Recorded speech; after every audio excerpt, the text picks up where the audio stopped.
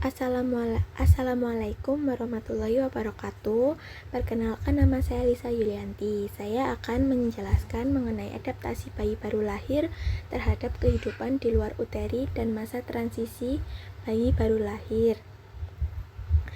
Yang pertama, adaptasi bayi baru lahir terhadap kehidupan di luar uteri, yaitu adaptasi pada sistem pernafasan.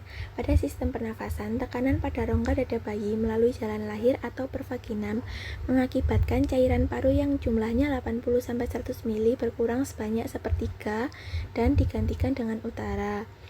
Kemudian paru-paru akan mengembang sehingga rongga dada kembali ke bentuk seperti semula. Pernafasan pada neonatus, terutama pada pernafasan diafragma dan abdominal, biasanya memiliki frekuensi dan kedalaman pernafasan yang masih belum stabil. Kemudian adaptasi pada sistem kardiovaskuler. Pada sistem kardiovaskuler, yang pertama ada penutupan pada foramen oval. Pada penutupan ini, tali pusat akan dipotong, kemudian arteri dan vena umbilikalis akan mengecil, lalu aliran darah dari plasenta akan berhenti, kemudian atrium kiri akan menerima darah dari paru-paru. Selanjutnya, tekanan pada atrium kiri lebih tinggi daripada tekanan pada atrium kanan, dan foramen oval menutup. Kemudian yang kedua ada penutupan pada ductus arteriosus. Penutupan ini yaitu dengan paru-parunya itu berkembang, kemudian tekanan oksigen di dalam alveoli meningkat, namun sebaliknya tekanan pada karbon dioksida menurun. Kemudian menurunnya resistensi pembuluh darah pada paru-paru, kemudian aliran darah meningkat, kemudian darah dari arteri pulmonalis akan dialirkan ke paru-paru dan ductus arteriosus akan menutup. Kemudian yang ketiga ada suhu tubuh. Pada adaptasi suhu tubuh ada tiga, yaitu evaporasi, konduksi, dan konveksi. Secara evaporasi, yaitu kehilangan panas melalui proses penguapan atau perpindahan panas dengan cara merubah cairan menjadi uap. Kemudian konduksi, kehilangan panas dari tubuh bayi ke benda sekitarnya dengan kontak langsung dengan tubuh bayi. Kemudian konveksi, kehilangan panas tubuh yang terjadi saat bayi terpapar dengan udara di sekitarnya yang lebih dingin. Kemudian adaptasi pada ginjal. Sebagian bayi baru lahir akan berkemih pada 24 jam pertama setelah lahir dan 2-6 kali sehari pada 1-2 hari pertama. Setelah itu mereka akan berkemih sebanyak 5-20 jam pertama. Selanjutnya ada adaptasi pada sistem hepar atau hati. Selama kehidupan janin sampai tingkat tertentu setelah lahir, hepar akan terus membantu dalam pembentukan darah, dan selama periode neonatus, hati akan memproduksi zat yang esensial untuk pembekuan darah. Setelah lahir, hepar akan menunjukkan perubahan secara biokimia dan morfologi, yaitu berupa kenaikan kadar protein dan penurunan kadar lemak dan glikogen. Kemudian enzim hepar yang belum aktif benar seperti enzim dehidrogenase dan transferasi glukuronil sering kurang sehingga neonatus memperlihatkan gejala icterus neonatorum fisiologis. Selanjutnya, masa transisi bayi baru lahir. Masa transisi bayi baru lahir ada tiga, yaitu periode pertama, periode kedua, dan periode ketiga. Periode pertama yaitu frekuensi pernafasan mencapai 80 kali per menit. Kemudian adanya reaksi suara seperti mendengkur. Kemudian denyut jantung mencapai 180 kali per menit. Fluktuasi warna dari warna merah jambu ke pucat, dari warna merah jambu pucat ke sianosis. Kemudian frekuensi jantung dan pernafasan setiap 30 menit pada 4 jam pertama setelah kelahiran. Kemudian yang kedua yaitu periode kedua, ada fase tidur atau tidur pertama yang berlangsung beberapa menit sampai beberapa jam, yang dimulai 30 menit setelah periode pertama dan berakhir 2-4 jam. Terus frekuensi pernafasan dan denyut jantung menurun kembali ke nilai dasar. Lalu warna kulit cenderung stabil dan bisa terdengar suara bising usus.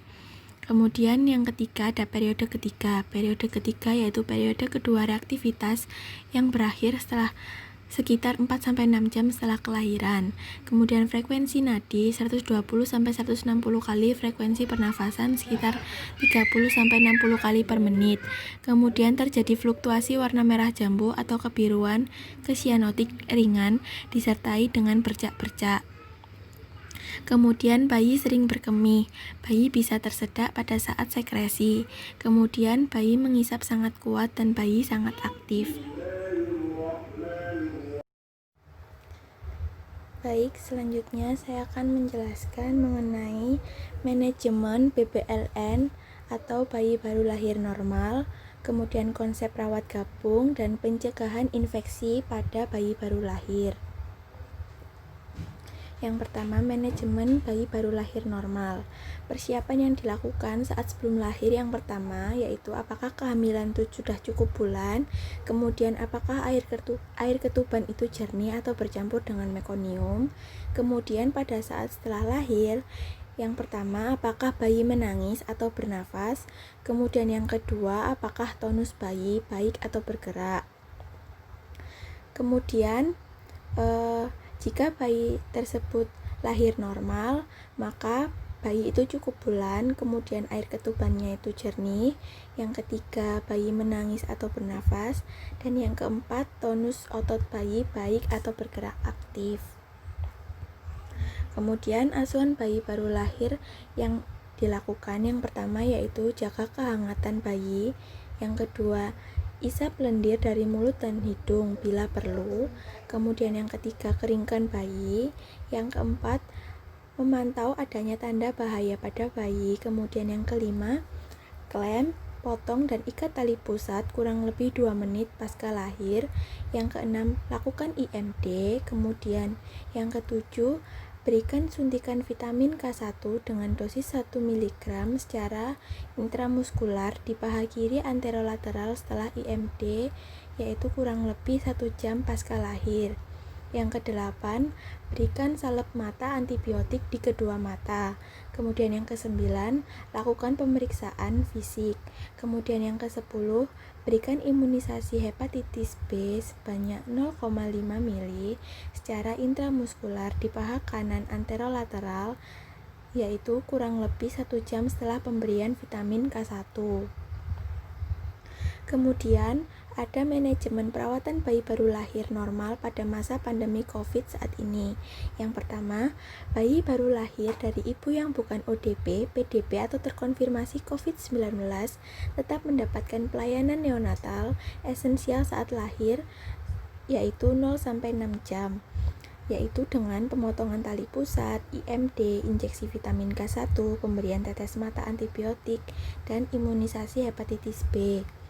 Kemudian yang kedua, bayi baru lahir dari ibu ODP, PDP atau terkonfirmasi COVID-19 tidak dilakukan penundaan penjepitan tali pusat. Kemudian bayi dikeringkan seperti biasa dan bayi baru lahir segera dimandikan, tidak menunggu setelah 24 jam. Kemudian yang ketiga, bayi baru lahir dari ibu ODP dapat dilakukan perawatan rawat gabung di ruang isolasi khusus COVID-19 atau COVID-19. Kemudian yang keempat, bayi baru lahir dari ibu PDP atau terkonfirmasi COVID-19 dilakukan perawatan di ruang isolasi khusus COVID-19 secara terpisah dari ibunya. Kemudian ada konsep rawat gabung. Konsep rawat gabung yang akan saya jelaskan yaitu jenis rawat gabung, tujuan rawat gabung, syarat rawat gabung ideal, dan keuntungan dan kerugian rawat gabung itu. Yang pertama, jenis rawat gabung. Jenis rawat gabung ada rawat gabung kontinu dan rawat gabung parsial. Rawat gabung kontinu yaitu bayi tetap berada di samping ibu selama 24 jam penuh. Kemudian yang rawat gabung parsial itu ibu dan bayi hanya bersama-sama dalam waktu beberapa jam selama seharinya. Kemudian ada tujuan rawat gabung. Tujuan dari rawat gabung itu sendiri yang pertama, ibu dapat menyusui bayinya sedini mungkin dan setiap saat atau kapan saja saat dibutuhkan. Kemudian yang kedua, ibu dapat melihat dan memahami cara perawatan bayi yang benar seperti yang dilakukan oleh petugas. Kemudian yang ketiga, ibu mempunyai pengalaman dan keterampilan dalam merawat bayinya. Yang keempat, ibu dan bayi mendapatkan kehangatan secara emosional. Kemudian selanjutnya ada syarat rawat gabung ideal. Syarat rawat gabung ideal yaitu ada bayi, ibu, ruang, petugas, dan sarana.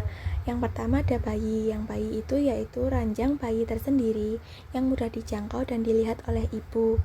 Bagi yang memerlukan tersedia rak bayi dan ukuran tempat tidur 40 x 60 cm. Kemudian yang kedua ibu. Ukuran tempat tidur yang digunakan yaitu 90 x 200 cm dan tinggi 90 cm. Kemudian ruangan.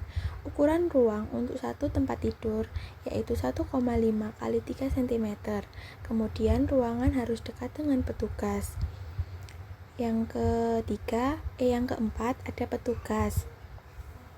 Rasio petugas dengan pasien yaitu 1:6 dan mempunyai kemampuan dan keterampilan dalam pelaksanaan rawat gabung. Kemudian yang terakhir ada sarana. Sarana yaitu meliputi lemari pakaian, tempat mandi bayi dan perlengkapan, kemudian tempat cuci tangan, kemudian adanya petunjuk perawatan pada payudara, kemudian pada bayi dan nifas, kemudian pemberian makan pada bayi. Selanjutnya ada keuntungan dan kerugian dari adanya rawat gabung itu. Yang pertama, keuntungan yaitu menggalakkan penggunaan ASI, kontak emosi ibu dan bayi lebih dini dan erat. Kemudian ibu dapat segera melaporkan keadaan bayi yang aneh. Ibu dapat belajar cara merawat bayi, kemudian berkurangnya infeksi silang dan mengurangi beban dari perawatan. Kemudian ada kerugian. Kerugiannya yang pertama yaitu ibu kurang beristirahat. Kemudian dapat terjadi kesalahan dalam pemberian makanan karena pengaruh orang lain. Kemudian yang ketiga, bayi bisa mendapatkan infeksi dari pengunjung. Yang keempat, pada pelaksanaan ada hambatan teknis atau fasilitas. Kemudian ada pencegahan infeksi pada bayi baru lahir. Pencegahan infeksi ini yaitu ada prinsip umum pencegahan infeksi, ada tindakan umum pencegahan infeksi, dan ada jenis pencegahan infeksi. Yang pertama, prinsip umum pencegahan infeksi. Prinsip umum itu ada 8. Yang pertama, memberikan perawatan rutin pada bayi baru lahir. Kemudian yang kedua, mempertimbangkan setiap orang yang berpotensi menularkan infeksi.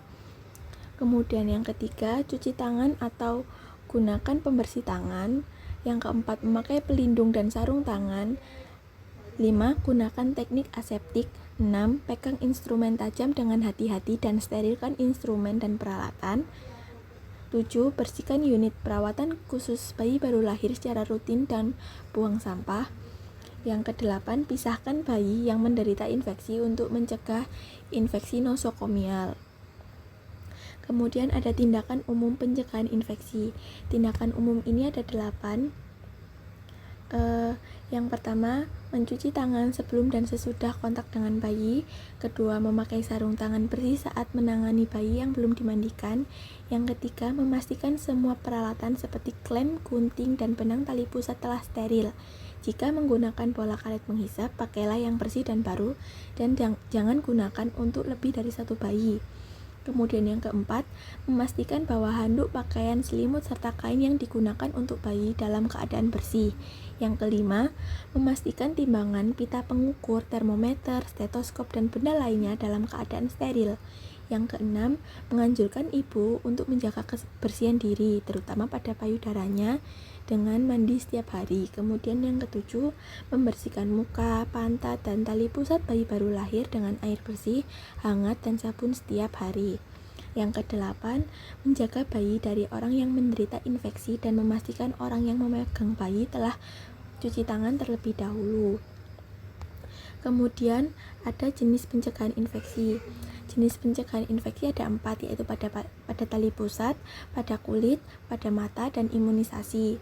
Yang pertama pada tali pusat yaitu dengan menjaga luka agar tetap bersih, memakai popok di sebelah bawah tali pusat, cuci tali pusat dengan air mengalir dan sabun, kemudian keringkan dengan kasa kering dan bungkus dengan kasa tipis dan kering yang steril. Kemudian dilarang mengoleskan ramuan, abu dapur, dan sebagainya. Terus yang kedua ada pada kulit. Pada kulit yaitu dengan meletakkan bayi di dada ibu agar terjadi kontak kulit langsung dengan ibu dan bayi. Kemudian yang ketiga pada mata, yaitu dengan merawat mata bayi baru lahir dengan mencuci tangan terlebih dahulu, kemudian membersihkan kedua mata segera setelah lahir dengan kapas atau sapu tangan halus dan bersih yang telah dibersihkan dengan air hangat. Lalu berikan salep atau obat tetes mata 1 jam setelah lahir. Kemudian yang keempat ada imunisasi. Dengan imunisasi yaitu melakukan injeksi vitamin K1 dengan dosis 1 mg dan imunisasi hepatitis B sebanyak 0,5 ml di paha